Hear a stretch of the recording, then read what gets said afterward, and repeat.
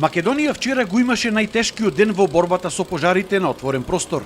Гореше на над 40 места, а најкритично беше кај селата Лознанино во села Ниво Битолско, за кои што имаше огромна опасност да бидат проголтани од огнените јазици. Огнот се приближи до првата куќа, стара напуштена куќа.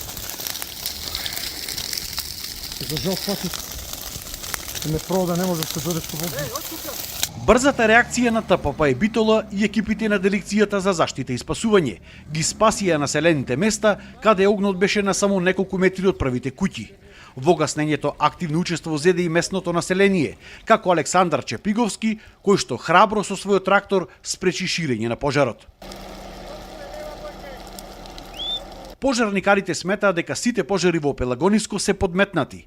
Денес голем дел од нив се ставени под контрола или изгаснати. Ние сумљаме дека пожарите беа подметнати, пошто се движа во различно време, меѓутоа на различни локации, за да не можеме, ние сметаме за да не можеме да стигнеме од едниот крај до другиот крај.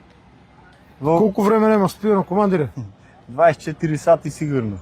Секој час јас честитам на вашата пожртвуваност и храброст, ви благодарам. На едно место во Битолскиот регион оставаме еден крак од пожар кој што се протега низ место кое што е полно со неексплодирани убојни средства, каде што не дозволувам човек да влезе бидејќи постои опасност да дојде до експлозија и некој да настрда.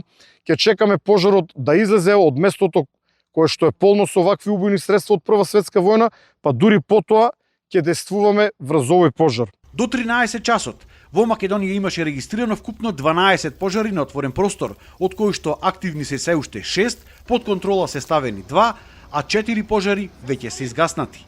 Најтешко е во општина Студеничани, каде пожарот го гаснат 3 ер-трактори, а теренот е крајно непристапен и тежок. Втор ден гори и кај селото Драговдол во Македонски Брод.